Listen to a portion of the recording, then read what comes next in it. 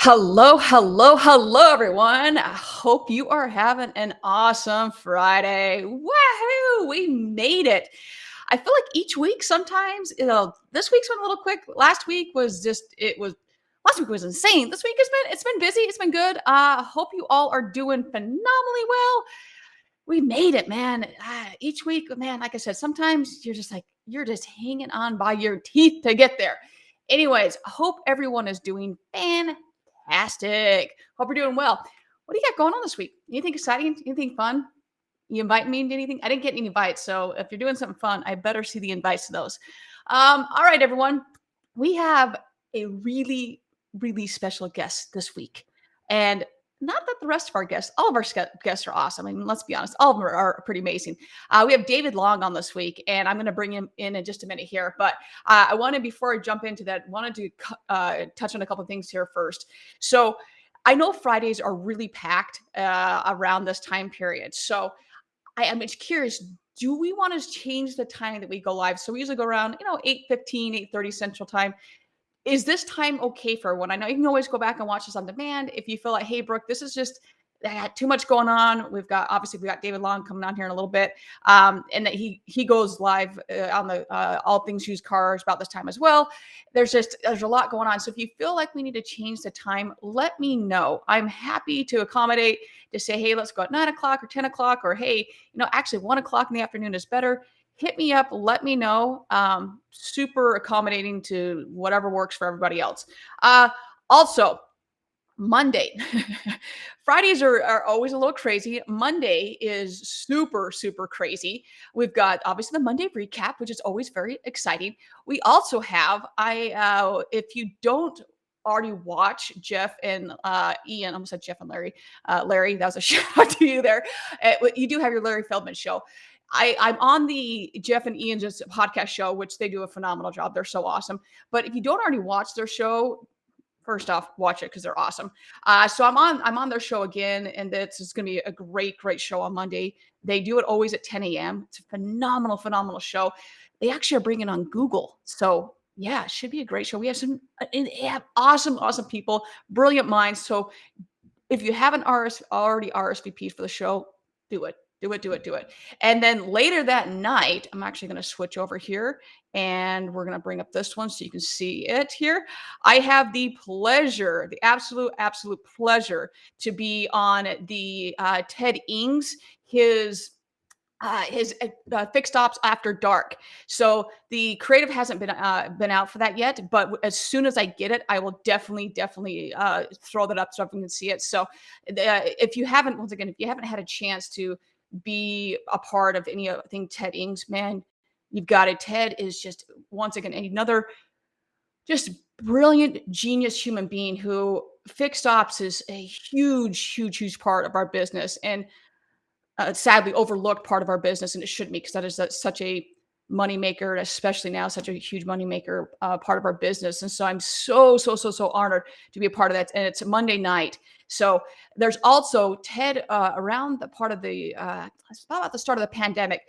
He does all of these fixed ones, and so in September, actually going to pull this one up here real quickly. In September 20th, 21st, and 22nd, he does these fixed outs round tables, and the tickets are complimentary. Like, who else is doing any type of conference that's complimentary? It's absolutely insane what he does. It's so cool. So if you haven't RSVP'd or registered for this event, please go do this. This is such an incredible thing that he does for everybody. And I mean, this event for the Roaring Twenties event, I mean, this gets like 4,000 or 5,000 people. I think the last year's event he had on. The big name was Jay Leno. I mean, you get so much out of it. I attend these all the time. So anyway, so that's the one in September. On Monday evening, I'll be a part of that. And like I said, I'm just so honored to be a part of that. So big Monday. We got all sorts of stuff going on. So that's just a few housekeeping items that we had to hit those little things there. And then I always just want to bring up, we've got the car lodge thing going on. I want to hear about anybody that's reaching across the aisle to say, hey, I'm working with this vendor or this business partner. If you're working with them, they're most likely a business partner. I'm working with this dealership. Email them to me, info@bzconsultantsgroups.com, or hashtag them, tag me out, whatever it may be. And then, all right, without any further ado, we're going to hope the audio works on this one. So we shouldn't have an issue, but hey, it's technology. I tested the other day and it worked fine. So definitely let me know if there's any audio issues. So we're going to bring in David Long, and guys, he's just incredible. So I hope you all get out as much as I did. He is just, like I said, an incredible human being, and I'll let him do the talking here. So we're gonna switch this on over and bring in David Long. All right, here we go. David? I don't think so. I think you covered it. You sure? Are you sure?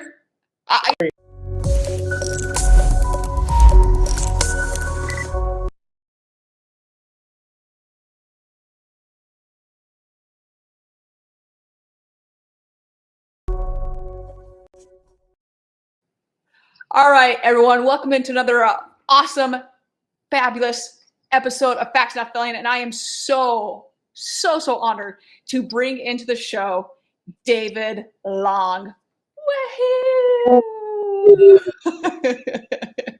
For anyone that doesn't know David, I don't know if you've been living under a rock. I don't know where you've been. I think that David at this point, I think he's everywhere. He has the Clubhouse room. He's on LinkedIn. I think he might own LinkedIn at this point. I'm not sure, but you might. But he is the executive general manager of Auto Group Hansel out in Santa Rosa. He is the founder of All Things Used Cars. And if you also weren't living under a rock, he's also started and the founder of Pandemic Positivity. Did I catch it all? I think that you've spoken about every conference out there. Did I miss anything at this point, David? I don't think so. I think you covered it. You sure? Are you sure? I may have missed something because you're everywhere. It's like there's all these different things, and you're just constantly full of life, and hence the positivity, full of positive energy. I mean, the very first time I met you a while ago, but it was just this past conference at DMSC that we really were like able to connect and get to know each other a little bit better. But you are just so, like I said, full of just positive energy. It's just anyone that's around you is like, oh, yeah, you just want to be around you more just because you are so full. I'm going to repeat myself here, but just you attract other people because of your energy. So yes. So great to spend you out there. My team really enjoyed your energy too. Well, you've got an incredible person with Stephanie on your team. So very, very lucky to have her. She's an awesome human being for sure. Could not agree. For sure. I hope she's actually had a conversation earlier today about some other fun GLB stuff. So thank you very much for pointing me in the direction. I actually took your text and I was like, David said you're the smartest person in the office, the brains of the office. So yes, very much. So I really appreciate that. So tell us a little bit about, you have so many irons in the fire right now. Tell us a little about what's going on, how you got in this crazy industry, and a little bit more about yourself. So I think the most significant iron in the fire is the fact that I'm a dad and a grandfather and a husband, and that's the main iron. The other irons are like secondary, third, fourth, fifth irons. But so I'm the executive general manager of multiple rooftops here in Santa Rosa, California. That's in Northern California. It's right outside of Napa. Absolutely gorgeous. And then I have a training consulting business, and I've helped open and start 58 buy centers from here to Brazil. I have a lot of fun with that. It's a passion of mine. It's a space in the industry where I think is underserved and very difficult code to crack. And I happen to love the used car side of our business. So I started a podcast Clubhouse room called All Things Used Cars. And it has hundreds of people in it every Friday morning. And that's at 6 a.m. Pacific Standard Time. So if you're ever on Clubhouse, check out All Things Used Cars. I think you'll get a lot of value. If you don't know how to find it, you can find it on LinkedIn under my profile or my Facebook or Instagram page. And then about 2 years ago, I had this harebrained idea that there's so much negativity around the pandemic, and it's a really heavy, sad, scary topic that came up with a pandemic of positivity. And you might see those yellow pucks and the bracelets and the hats and all the stuff about just trying to be a little bit more loving, kind, and compassionate with everybody you come in contact with. And that's kind of what I'm into right now. And I coach youth sports from time to time. You got a few things going on, a few things, and it is true. Like, I mean, before you and I had officially met, I was seeing all the yellow bands everywhere, and you saw the yellow rings around everybody's, social profile. And I was like, who started this? And I didn't know who you were at the time. I was like, I don't know who, but I just saw this difference. Like, what the hell is this? Like, I'm seeing it everywhere. I'm like, I don't know what this is. And then you and I met, and I was like, okay, this makes sense. It's 100% who you are. It's your personality. You just exude all of that. So I just absolutely champion the fact that you have done this. You went full force with it. And it's what an incredible cause, like, especially in a time that pretty dark for the world. And you just said, hey, you know what? Let's take it a different direction. Why don't we find something positive in this? Why don't we find something good? And it's just what an incredible thing to have done. So just thank you for that. Really, really cool thing to do. Very, very cool thing to do. My pleasure. The team around that and the team that poured their time into it is incredible. So if you can, go to www.pandemicofpositivity.com. You'll see the team, about us. It's a pretty cool site. Yes, and I was just actually on there just recently before we hopped on this, just looking over that a little bit more, and was just even looking at kind of Kyle and Scott, and just even in that short time, how different they look in that short amount of time. I was like, man, it hasn't been that long, but we've grown up a little bit here since in these last few years, a little bit here. So some of us like me have weathered pandemic very well. Well, no, just you still look very nice. Just we've all matured a little bit in the 3 years that felt like a decade in 3 years. So that's all. There's been an impact for sure. Yes. So talk a little bit more about when someone thinks used cars at this point, I think all of us think you. So how have you, without obviously giving out your trade secrets here, how have you said, hey, I have found a secret sauce without giving the secret sauce away to all things used cars? I know that last week you kind of had a very great topic that needed to be discussed with pricing and what have you, but you're able to kind of find, hey, this is how we can buy cars, this is how we can market cars and move cars and look in the future and buy them, and then also move them off our lot so they're not burning a hole in our wallet and on our lot as well. Mm-hmm. So I'll always give the secret sauce away. There are no secrets. I tell everybody everything at any time. And I'll tell you where that came from. So about, I don't know, it's almost a decade ago now, maybe 8 years ago, I knew nothing about used cars. And I really wanted to know, but I had this sort of insecurity and this feeling of I'm never going to be able to maximize my full potential in the auto vertical if I don't really lean in and understand used cars. And here's what happened. I met a gentleman by the name of Shoutout that owns DGDG out here in the Bay Area, one of the best dealer groups on the planet. Not quite as good as the Hansel Group, but close second. A close second for sure, from the culture side, from the education side, from the kindness side. So we were just shooting the crap in his office, and he said, hey, and I wasn't doing anything. I was kind of being a free agent, doing my consulting thing. And he said, why don't you be my used car director? And I'm like, I don't know. I really don't know anything about used cars. And he's like, that's okay. We'll figure it out. And I said, okay, I'll be your used car director for 16 rooftops at the time. Now, can you imagine a general manager having me not know anything about used cars go try to tell him that I'm the new used car director or her? So I hitched my wagon to Dale Pollock, and Dale became my mentor. Dale taught me an awful lot. And then I found people like Jason Rice and Diego Vargas, and those guys just sort of circled me like a tribe. They just got around me and they just propped me up, wouldn't let me fail, helped me every time I made a move. Like, don't do that, try this. Don't do this, try that. And that was my petri dish for 6 years, to really not only figure out used cars, but figure out how to open buy centers. And that's where my whole career really just exploded. And it was the result of Shoutout Grand saying, hey, be my used car director, even though you don't know anything. Jeez, that's incredible. Well, by the way, I don't think I've ever heard that story. Yeah. We went from selling 300 cars a month with 600 in stock to selling 1,000 a month with 800 in stock. And people, Dad, come on, how do you get 1,000 cars sold out of an 800 car inventory? Yeah, we did it month in and month out. And Dale Pollock, these are his words, not mine, said we were arguably the best used car. He said me, but I hate to say me. Arguably the best used car operator in the nation, and that was my best compliment I've ever received. So there you go. Yeah, buddy, man. So that's pretty impressive there. Pretty damn impressive. So we're in a weird market right now. So where do you see the state of automotive with new and used? I mean, at some point it's going to level out, but where is level out? I don't know if it's ever going to go back to the way it was. Where is middle ground? Where is that pendulum swinging?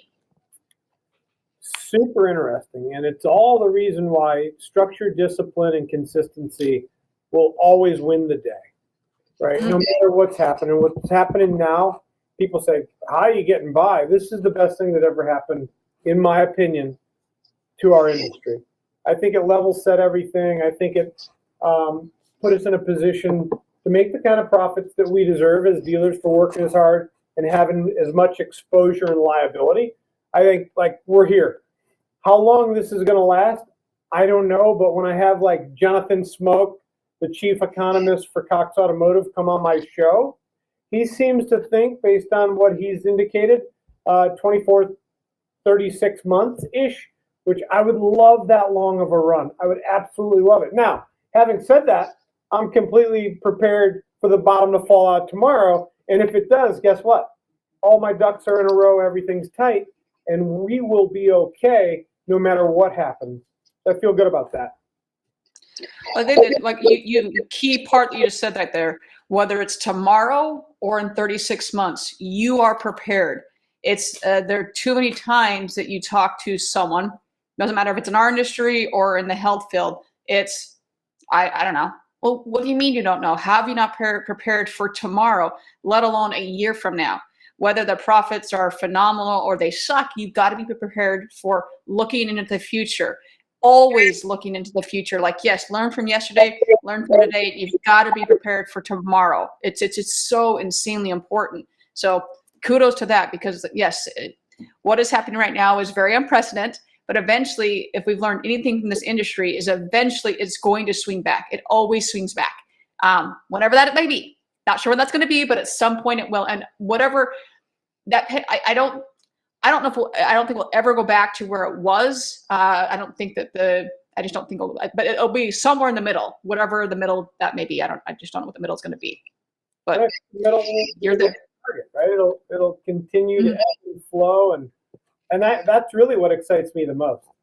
Well, I mean, you look at 2008 even, where everything crashed, and then eventually it swung back and things leveled out. I mean, things always, our industry, you saw, I mean, even during 2020, you saw all these ups and downs, but you saw everyone buy all these cars, and it was like, okay, calm down, things will level out. And they did, and that was spiked again, but that's just what our industry does, and we always ride the wave.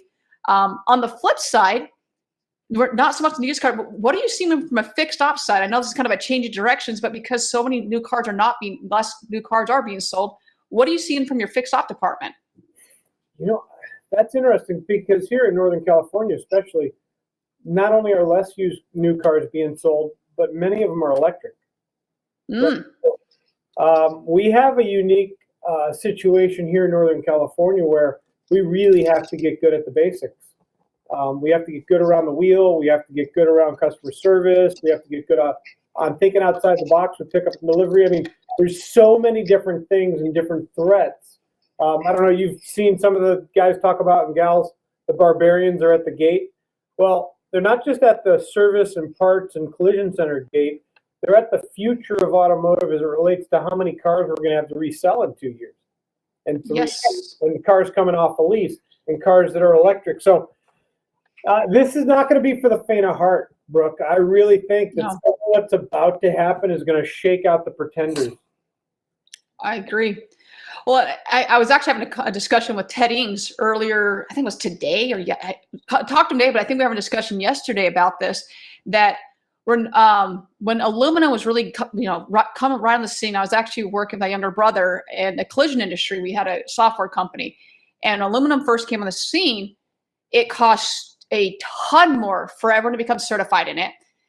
You had to have all this new equipment, and it just cost a lot of money. but no one was charging more for it. So body shops were just eating that cost. And at the time, we were, as we were just saying, hey, why you have to increase your rates for this. So for electric, my question was, well, shouldn't we be doing the same? Because 75% of electric vehicles are going to independent shops and they're not coming to dealerships. So I haven't seen the data on this, and I think it's so new that there isn't data on this, that of all that 75, if we're only taking 25% of that, 75% is going to independent shops. Are they charging more for that? Because it's going to cost, we're all going to have to get certified and blah, blah, blah. Are we going to have to increase our rates for that? I don't know the answer to that. I don't see the independents being as big of a threat on the electric side off the bat, because most cars that are being sold today are under warranty, and the amount of equipment that I've had to buy for all of my rooftops to support the aftermarket and after sales side of my business, I don't know there's a lot of independents that are going to make that financial investment, at least not initially. So I feel pretty good about our ability to retain our EV customer. Okay, that's good. That's good. And you and I are talking about tire sales when we were at DMSC as well, like tracking tire sales. And that your first thing was like, I believe you said, yes, I track tire sales. Just because that's so big, because that is your first sign that our customer is defecting from us. If you're not tracking tire sales as a dealership, not just a service manager, but as a owner, as a GM, as an EM, you are missing the boat, because as soon as your consumer jumps off and says, I am not buying tires from you, you've lost that customer. Yep. No, and you don't get them back. So you're not getting them back. Tire sales every day by every rooftop, every service department, and every person in that service department. So, oddly enough, the minute we started tracking it, by every person, what do you think happened? Correct. Nobody wants to be on the bottom of that totem pole. No. All of a sudden, engagement goes way up. If they have their average RO is 3 to 5 year old cars with 30 to 50,000 miles, and they're not selling tires, they're not doing the job. And nobody wants to show up to not do the job, right? Everybody wants to be good at what they do. Yeah. All of a sudden, wait a second. I don't. That whole being a red thing, it's amazing how people don't want to be in the red. Like, it doesn't matter what it can be, some, BS stat. Like, that means absolutely nothing, but no one wants to be in red. So, I don't want to be in red. I don't want to be in red. So it motivates people real quick. Like, everybody walks around here talking about go for the green, go for the green, go for the green. That's just part of our culture. Yep. You want to be green? 100%. 100%. So, we've got the used cars, we've got the fixed ops. Where else do you see with the state of automotive, where we've talked about the used cars? In general, we've got not just the car portion of it, but we have the culture and culture is such a buzzword, but you guys have done such an incredible job. And we actually talked about it earlier with Lori a little bit, just how you guys have found out a way. It's not like it's some hidden secret.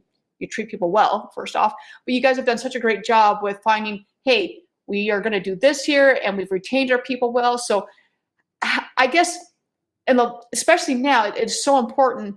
How have you guys found, continue to do that? And I guess speak to that a little bit. I just completely slaughtered what I'm trying to say there, but talk to that a little bit. I'm sure if I understood what you were saying, and I'm not. Because I didn't. I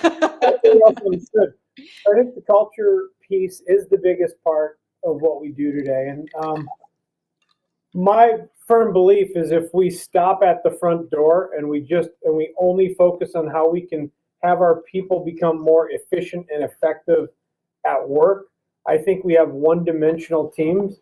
So, like, you're invited every Wednesday at 3 p.m., and it is way more than how to sell more tires and service more cars and sell more finance.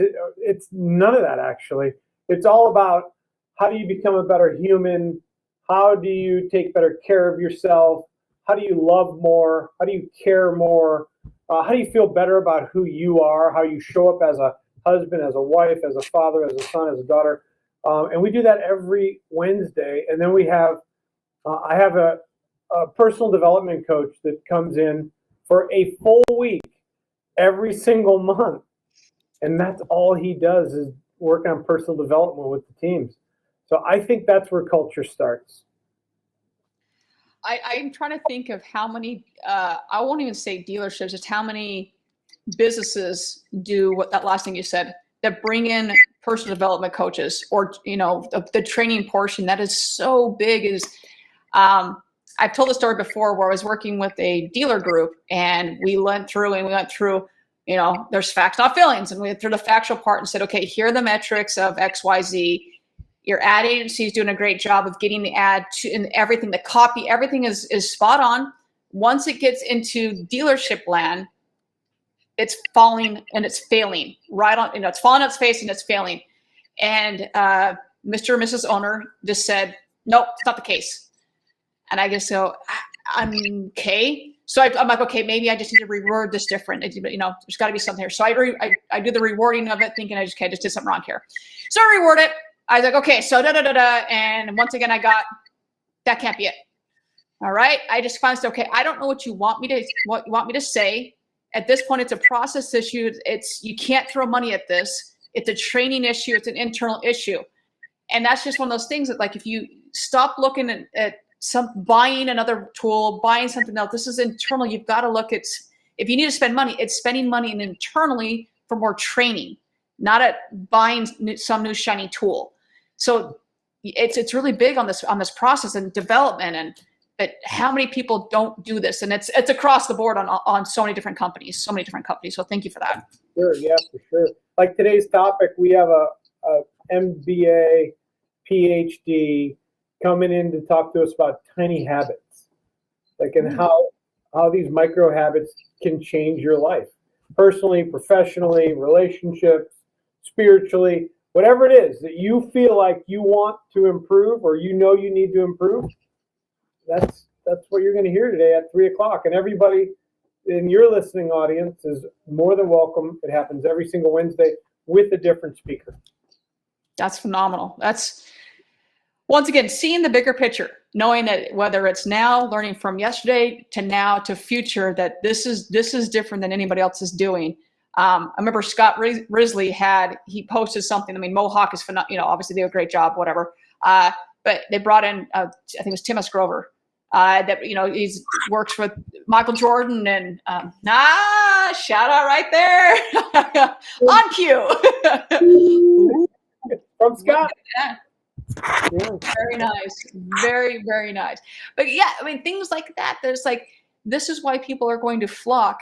Patrick over at a Beaver Toyota, that, I mean, we heard it there, that people were uprooting their lives to go work at a dealership, to be a part of that community, to say, hey, you do such a good job with personal development, with making us feel at home and championing us. And that's the stuff. That's the stuff that, once again, going back to your original statement, is saying, of all the irons in the fire, the ones that are most important are my family, are my grandkids, are my kids. Those are the things that matter. And all the other stuff at the end of the day they're great and they're fantastic, but those are the things that really matter. So, you know, I totally agree. To give Patrick a little more credit from Beaver Toyota, he had over 50 people move from Wesley Chapel, Florida, all the way up to Georgia or some crazy thing, just to follow him based on how he cared for them while he worked with them in Florida. Like, who moves their whole family? 50 people move their whole family to go be close to Scott Abad. That is a good testimony. I can't, like, I've moved a lot in my life, and they've all been for jobs. But it was like, hey, I'm relocating because my company's forcing me to go somewhere, not because I'm choosing to go move across country to be like, that's, by Patrick. Yeah, exactly. I didn't work for Patrick. That was the problem. I'm like, but once you meet Patrick, you're like, this guy is incredible. He is such an incredible human being. So totally get it once you meet the individual. So, but those are the things, once again, it doesn't matter what industry it is, when you are breeding leaders and you're saying, hey, it just goes back to finding the specialness in that person and saying, I'm going to make you better. As you become better, I become better. And I know that's exactly what you're doing there at Hansel as well. And it's really cool to see. And I'm glad I get to be a part of it, even from a large distance back in Chicago. So it's very fun to see. Very, very fun to see. I'll be part of it. Yes, very much so. All right. I so appreciate the time that we've had to like talk and catch up and just to get know more about you.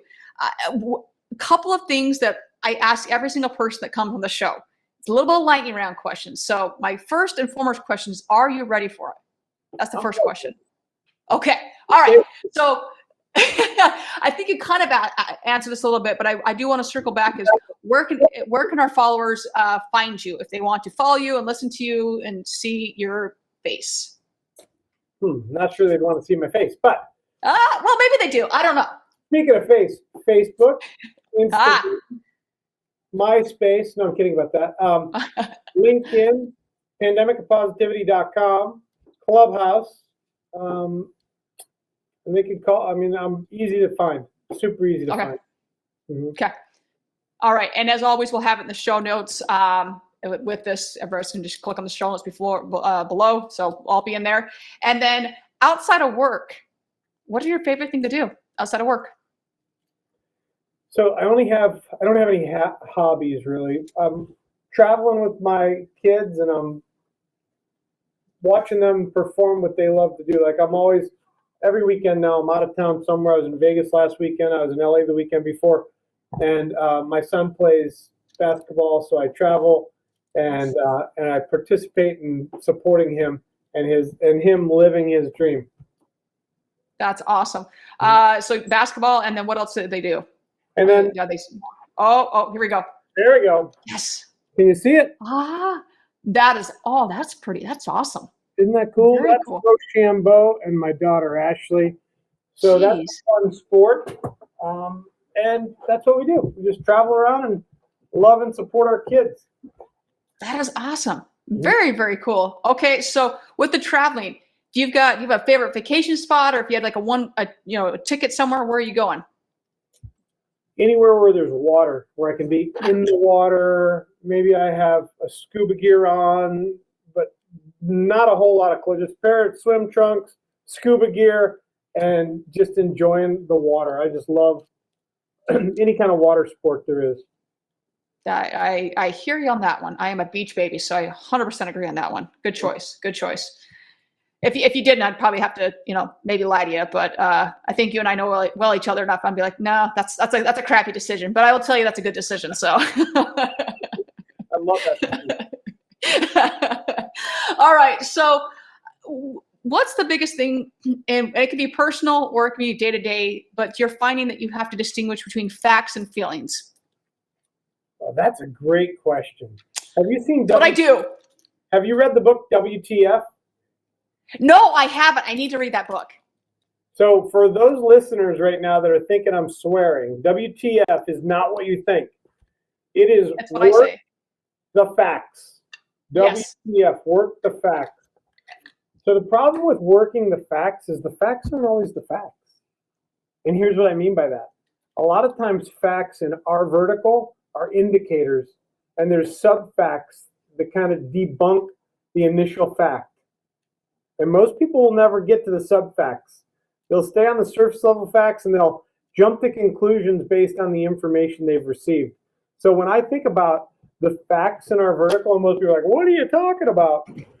I really see when I'll use inventory, for instance. When I'm dialing into my inventory and I'm looking at what appears to be the facts, there's always a story behind the facts that supports the fact or debunks the fact. Does that make sense to you? Oh, 100%. It's being able to interpret. You got to be able to interpret the data. Correct. And what you see is not always what there is. And No. I have a buddy, Diego, always says, all there is all I see. Well, sometimes you have to look in different places. I'll give you an example. Yeah. There's an extra of information that you'd receive if you were doing your stocking plan in your inventory in Viato.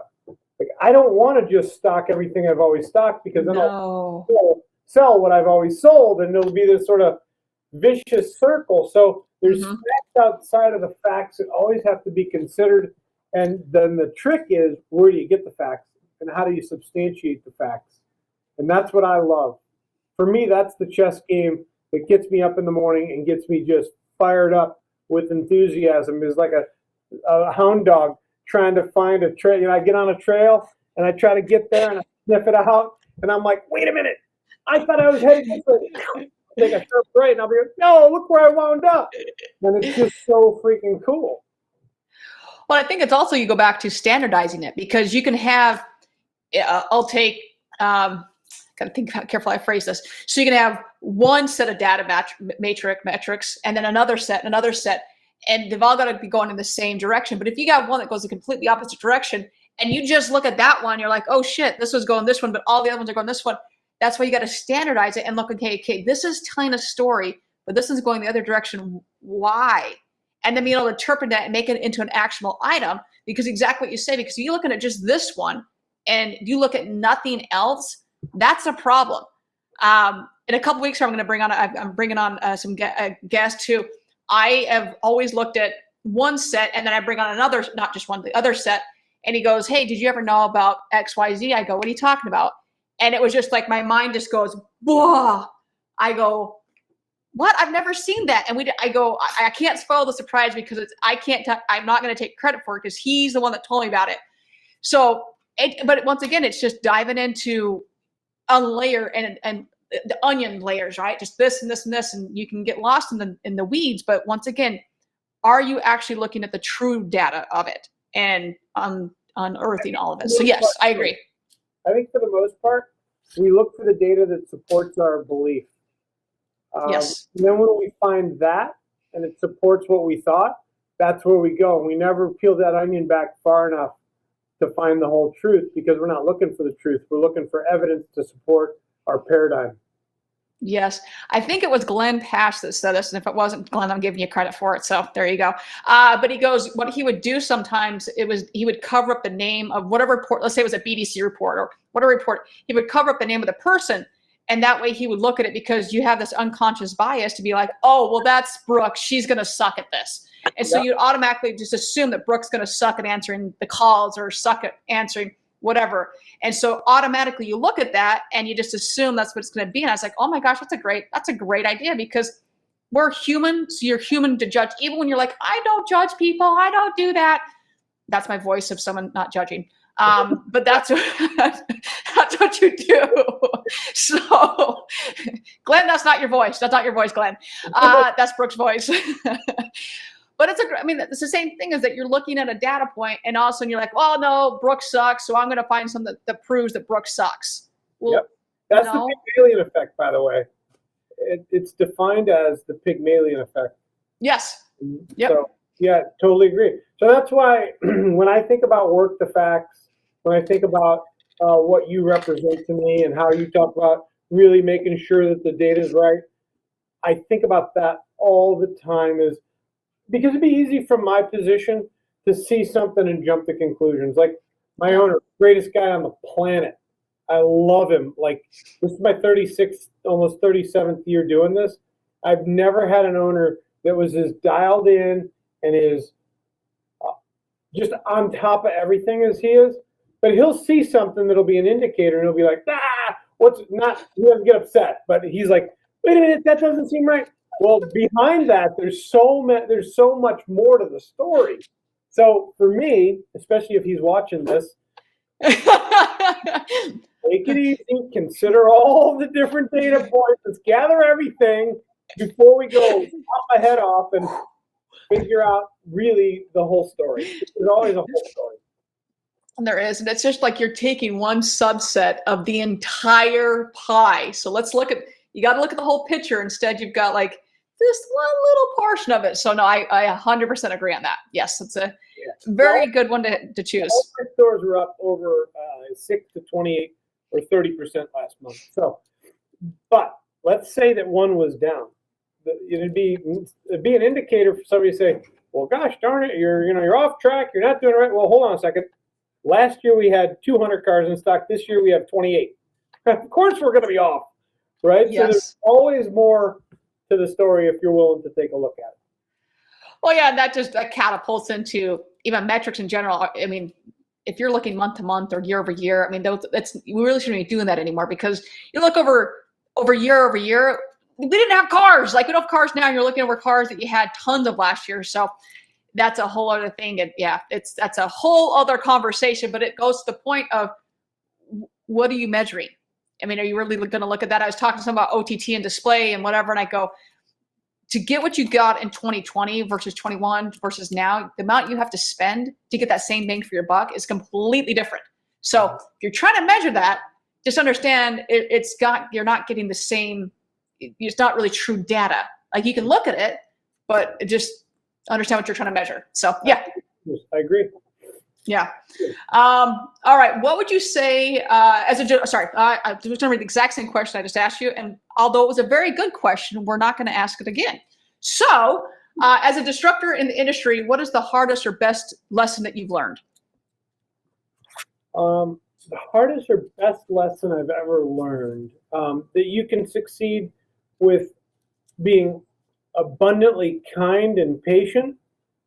You don't always have to be have your hair on fire and be a Tasmanian devil. I like it. I didn't know that early in my career. I thought that only the ones that were just ferociously focused, not that you don't have to be focused, but I believe you can get it with kindness, compassion, and love. And back then I thought I had to iron fist it. Everything was a nail, so I was a hammer, and it just is not so. I agree. Yeah, it's taken me a bit to, you find different lessons you move about in this industry, and it's like, oh, okay, I thought I had to do this, and I you don't. I mean, you can, but you don't need to. So yeah. What is your favorite car? So most people it's funny because I tell people this, they're like, what are you talking about? I'm not into cars. Like I've been doing this for a long time. I don't have any special cars. I don't have a collection of cars. But if I was going to buy a car and I was going to get excited, it'd be the Lamborghini. And I don't even know what it's called, the Lamborghini Sport Utility deal. Yeah. The first time, Urus, I think. I don't know. First time I saw it, I was like, oh. Like if I was going to go out and buy a car, that would be the car. And because it's just cool, it's different, tough looking. So that would it is pretty. And I would get it in lime green. That seems to go along with the theme with Hansel, so I can see that. Could be like the mascot car. I like it. I like it. Hey, you know what? Maybe I can get the company to pay for it. That's a great idea. I think you need to take it back. Go with it. See what happens. What's the worst they say? No. The hood and I can write it off. That's easy. It's a write-off. It's a write-off. You don't even know what a write-off is.